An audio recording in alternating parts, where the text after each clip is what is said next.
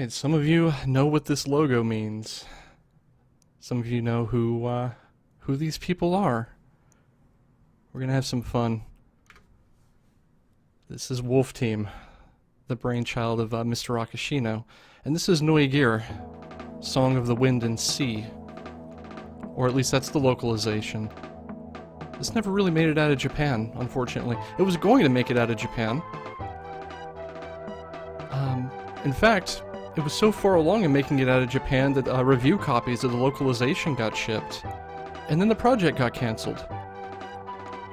So, since this is the first time a lot of people will be experiencing this, I'm going to try to explain the plot while running. I'm going to be talking a lot because there's a lot of plot. This is a little action RPG with a combat system kind of similar to Lagoon. Don't worry, you have a slightly longer knife, though. Anyway, ready to go? Let's do this. 3, 2, 1, go. So, in this game you play Duke, who's this little scrub running in from the top right now. You are the son of the king of Neugier, a country, rather small country, not much to it. And you're on a journey before you take the throne, when you hear that the king of Neugier has gone crazy and has started sending pirates to sink ships. So now you're heading back to confront your father. On a boat. Going into the waters that have been populated with pirates sent by your father. This will go incredibly well, I'm sure.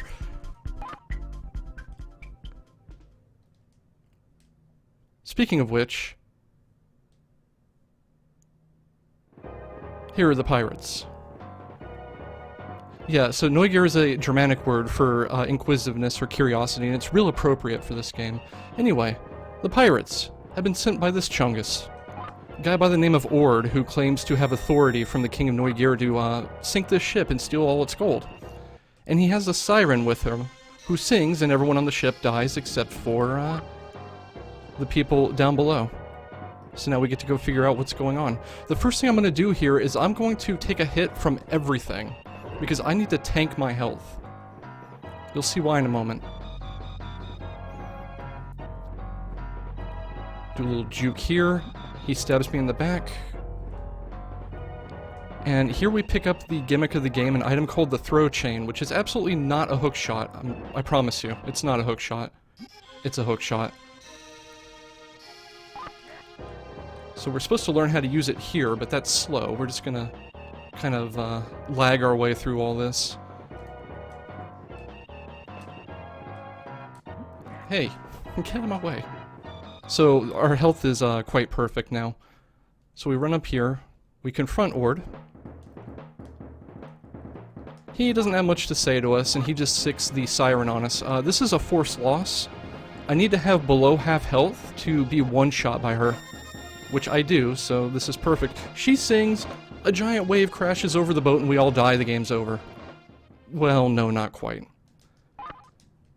We wake up sometime later hearing singing, and see this strange woman in front of us. The singing is actually melodious, though, so it can't be the siren. She tells us we've reached the coast of Neugier, but encourages us to run away because there's nothing here for us. Because we're a man of justice and curiosity, we don't do that. We instead set off to find her and ask her what's going on. So as I move through here, you'll notice two things on the top right, a JA level and an SA level. Those stand for jump attack and slash attack. Basically, every time I hit an enemy with an attack, I gain experience in one of those two stats, whether it's a jump attack or a standing attack. The experience is accrued per hit. I don't have to actually kill anything. But I'm not going to gain any levels. I'm going to finish the run with jump attack 1 and slash attack 2. The slash attack 2 is rather important, though. So because I don't have to kill enemies to accrue experience, I'm going to hit things as I run by to get experience. And as we get here, we find the lady who saved us being hauled off by pirates. This pirate has meat. I'm going to take his meat. And we come up to the leader of the pirates, a guy by the name of Iron Ball Man.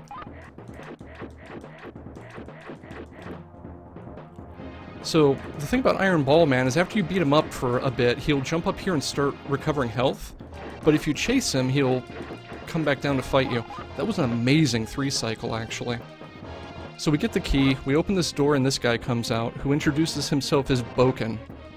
Or Boki, if you do the translation patch, which I incredibly disagree with, but we're going to call him Boken. He tells us that he's also looking for the woman that was kidnapped, except he's trying to kill her. We don't know why. That green potion is an extra life. If I die, it'll heal me. Absolutely have to have it. Oh, by the way, the pirate cave links directly into Neugier Castle. That's strange. As we come up, we talk to Gunther, the retainer, vizier, assistant of the Count here. And he tells us that the Count, our father, has gone crazy. And tells us to go talk to him. We're not going to do that, though, because he won't see us. We're just going to go up to our old bedroom, which is all the way over here in the corner of the castle. I'm doing a very specific series of movements and jumps to prevent these enemies from attacking me. This one I have to kill, because he'll cause a ton of lag if I don't. Anyway, in here we pick up the only item we're going to get in the run, the glove. The glove increases my damage by about 60% because of how little I level up. Kind of important. And then we begin climbing stairs. This is where I would ask for donations if this was a donation-motivated run. But as we climb, Duke is probably wondering at this point why the pirates have a camp immediately under the castle and why the Count hasn't done anything about it. Well, we'll find out about that soon enough. Unfortunately, this is probably the most downtime moment of the run. I didn't tell you to hit me. What the heck? So we get up to floor 5, where Duke's old bedroom was when he lived in Neugier Castle. And, well, he's moved out. How long after you move out should you expect your parents to clean out your old room? Well, we don't get to find out. Ord appears and somehow is able to just make the siren song manifest and we pass out. But in passing out and being hauled back down to the first floor, we get what we wanted all along. We get to talk to the Count. Now the Count at this point seems very paranoid, very reserved. Isn't even really happy to see his son after however long it's been. And when Duke asks the Count about the siren, he suddenly flies off the handle, screams that no one can take the siren away from him, and orders Duke thrown in the dungeon. During the scuffle, Duke manages to hit the Count with the throw chain, and for a moment he has a moment of clarity, welcomes Duke back as his long-lost son, and tells him to go rest in his bedroom as if nothing had happened. So that's weird. So, because we've been told to go rest in our bedroom, we get to do this climb again.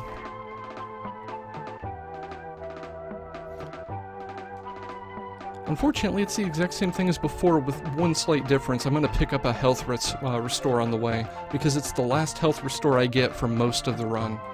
Also, I body this jerk again. You'll notice I'm doing, like, these weird jump attacks. The reason I'm doing that is I'm actually able to attack with my standing attack and my jump attack on separate cooldowns. So I start an attack and then jump, and even though I'm in the air, it counts as a standing attack, and then as soon as it hits, I can immediately follow up with a jump attack. Doubles my damage output. I don't do that all the time, though, because I need SA level 2 for later on. So coming up here, we're going to have a major source of healing. I don't really need it, but I'm going to take it anyway just to make sure I'm completely topped off. That guy has meat. I'm going to take his meat. I get to breathe for a moment. Alright, so we finally arrive back to our bedroom. We have the key to it. We can actually get in now. Except no, Ord has sent someone to kill us. This is Bowman. Bowman has a bow. Bowman also has a problem. Bowman's problem is he can't aim very far to his left. So Bowman dies. I'm SA level 2. So we get in here, the siren is here, introduces herself as Cessia, doesn't really seem to be concerned about rescue, encourages us to run away. We don't. Ord appears and somehow forces Cessia to begin singing and we die, game over. Except, not really. She's able to stop herself and we stab Ord in the gut and try to run away with Cessia. Except the Count finds us and casts us down a hole. Now, I want to point something out here. The Count put a pitfall trap in front of his own son's room. So now we're down in the ruins. This golem, there's a whole lot of plot exposition here. I'll leave it at, he tells us that the Count stole something very important from down here in the ruins. And Duke promises to right what was wrong no matter what it takes. So now we introduce ourselves to platforming in this engine. It's as bad as you think it is. There is a pixel-perfect skip here I'm going to try once. I failed. Let's do it the safe way. Oh! Man, I just got rejected by this dragon. That has never happened before. I have to reset the room, actually. No big deal. It's speedrun luck. So let's try that again. There we go. RIP PB. At least the pressure is off. So yeah, this area is just a whole lot of platforming in this doofy engine. Now, don't get me wrong, I love this game and I love this engine, but oh man. So this area is actually far larger than I'm making it appear just because I know exactly where to go, but it's a giant maze. Let me just abuse the engine here a little bit.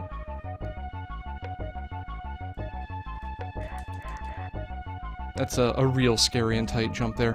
So we're coming to a room here. I don't know how to do this legitimately. I'm going to abuse the throw chain a little bit to like jiggle this platform right a little bit and then do this. Now, if you're an arachnophobe, you may want to look away for about a minute. We come in here and we find all these statues that look like Cessia, and upon talking to one, it can actually talk. And it begins to explain to us that Count Wayne... Oh, wait a minute, spider. So it's the spider.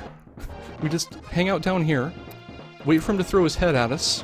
Yes, throw his head at us, and then go in. So, the statue explained to us that Cessia was kidnapped from down here, and she's one of the ancient people that sealed themselves away in the ruins here. And then she's interrupted by Spider. Spider is fortunately very easy, and we can finish our conversation. I love that spider. So, we try to go on. We can't open this door, but Boken shows up and explains to us that he is the one that caused all this. He guided Count Wayne through the ruins to find and kidnap Cessia. So now Boken is off to find Cessia and kill her. So now not only do we have to save Cessia from Ord, but we have to save Cessia from Boken. Another little tidbit that was dropped on us is that every time a siren sings, it shortens their life. So we have a little bit more of an onus to save her quickly. And we move on to the roof of Neugier Castle, because of course... Whoops. Of course, the ruins are directly under the castle, just like the pirate cave. This is a banger, by the way. I love this music.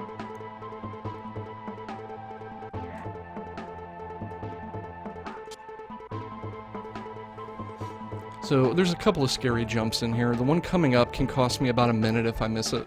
And it's far tighter than it looks. So I'm going to be safe about it. There we go.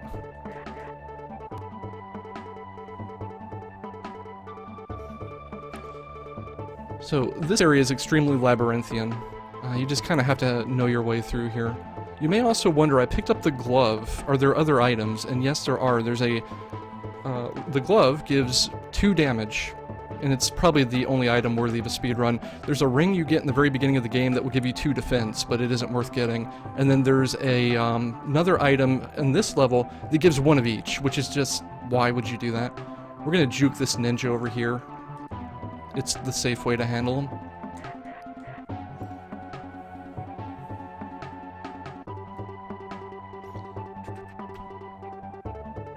There was a moment there where I wasn't 100% sure I was going the right way, but we are.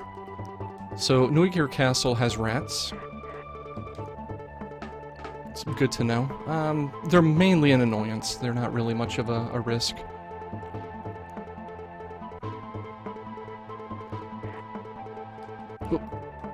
And yeah, the spider, I didn't point this out, appears in the middle of a sentence. The statue is just talking normally, and you go to progress the text boxes in the middle of a sentence, and it appears.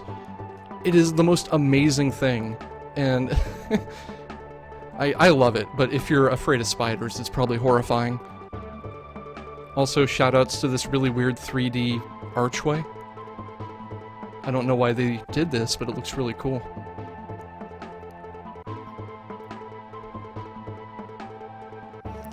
So we're coming up to the end of the roof stage, and we're going to enter the back way into our old bedroom and find Boken about to kill Cecia. We're able to stop him, but in the argument, Ord appears and murderizes Boken, and then hauls us off into the Shadow Realm to kill us. Ord has 3 phases. The first phase, I need to bait out a fireball, and while the fireball is out, attack him. It's the only time I can hit him. Oh man. So yeah, this takes a while, unfortunately. Second and third phases are much easier. So I can usually get 1 or 2 hits on him per phase, if I'm really lucky. Like in my PB, I get like 3 and tear him apart. I'm also not concerned about my health, I still have the potion. There we go. So second phase, we just hang out here, let him shoot. Let him pull himself together and then hit him. You can only hit him once per cycle here. After about 6 hits, he'll move to phase 3, which is just, I describe it as Ella from Lagoon, as you'll see when we get there. Or I can just murder him before he does anything, that works too. And I also didn't use my potion. So it's over, right? We killed Ord. Not quite. A voice booms out and says, if you want to know who's really behind this, come to the throne room. So let's go to the throne room.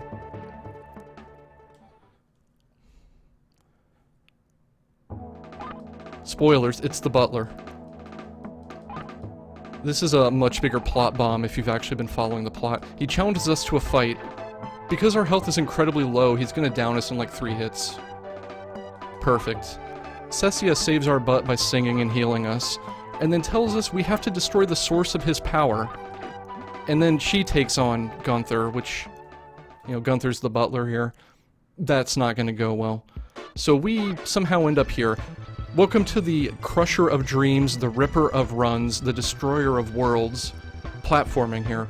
We have to blow up 3 magic seals with bombs that Cecia gave us from Boken. There's one. And yeah, this song is a banger.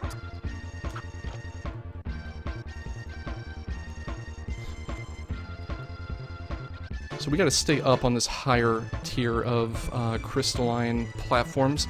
That was not intended, but it's okay. This is one of the better places to fall if I'm gonna fall. Again, the platforming in this is far harder than it looks. Like there, I just showcased clipping through a platform. So, also the bats. Not only are they incredibly dangerous, but they cause lag, so it makes it even harder. There we go. No! Another thing is that the doorways that you see here, the golden archways, the posts on them are solid. So if you come at them from an incorrect angle, you'll actually bounce off the post and fall, like I just did there. So this is pretty much par for the course, unfortunately. You can get here a minute ahead and just lose it to bad platforming luck. Platform RNG. There's seal number 2.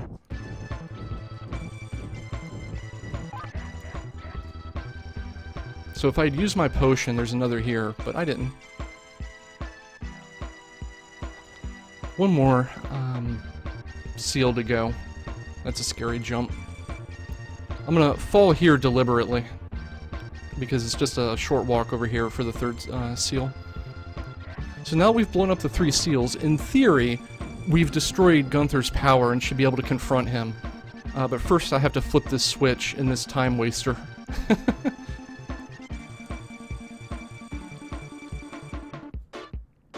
With one snake.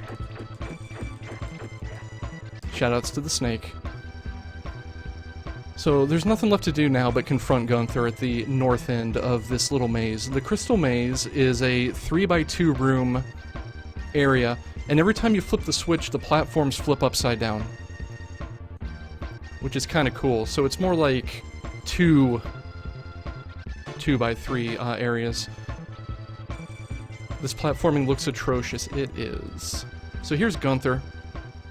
We're going to come in here, we're going to find that he's kidnapped Cessia. Even though his power has been destroyed and his plans foiled, he implies that he has other uses for Cessia, and the implication is not nice. So we're going to murder him. By the way, he's also the T-1000. There's phase 1.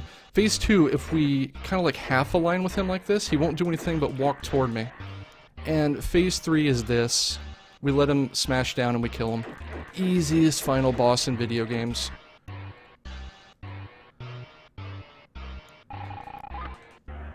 So in the denouement here, we go to free Cessia, but apparently in destroying Gunther's power, we destroyed what was keeping her tied to the world. And then in the final encounter here, Gunther tells us that it was all the Count's idea, all of this. And that worse, we would do the same thing in his shoes. And Duke flies off into a rage and kills Gunther. He's not an angel either. As we encounter the Count, he admits it was all his idea to sink the ships, to kidnap Cessia, everything. And Duke basically says, I'm going to leave you on the throne because you know the price of sin. You know what you've caused by doing this, and I can't trust myself because I know the secret of the ruins. But if you ever do anything like this again, I'll kill you. He says this to his father. And as he's shipping out, Cessia can be heard singing from over the wall. And as Duke runs out to try to find her, the screen fades to black with the text, but maybe it was an illusion born from grief. Dark ending. The Count is left as like a paper king on a throne of blood and lies, and this woman that Duke fell in love with didn't just die, but became unmade before his very eyes. And maybe he's hearing her song now as like a hallucination from grief.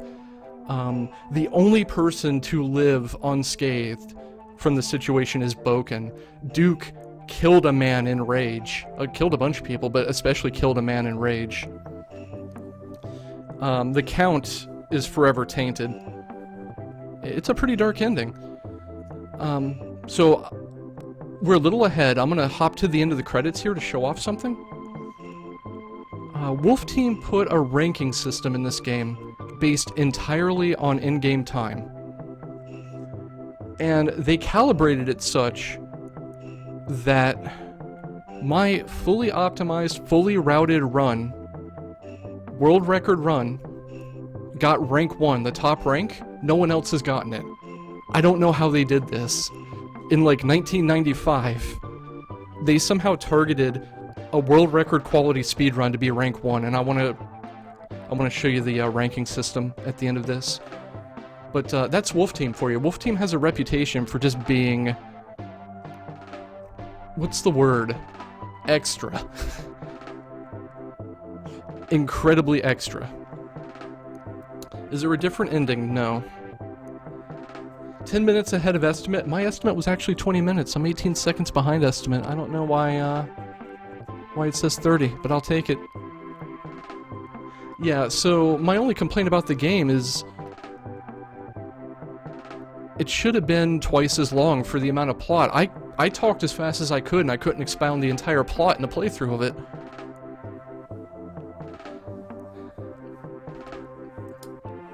So yeah, it's probably like another minute or so of credit, and then not only is it cool, but the title for reaching rank 1 is kind of awesome, and I want to share it all with you.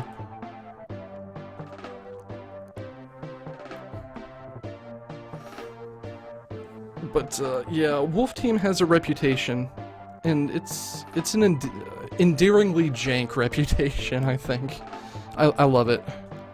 There's Mr. Akashino. You got any Macaw subs in chat? Alright, here we go. Rank 1, 1833 IGT. You are Goku Tsubushi.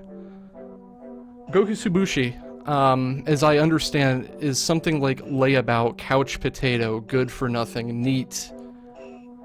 And that's your rank number 1.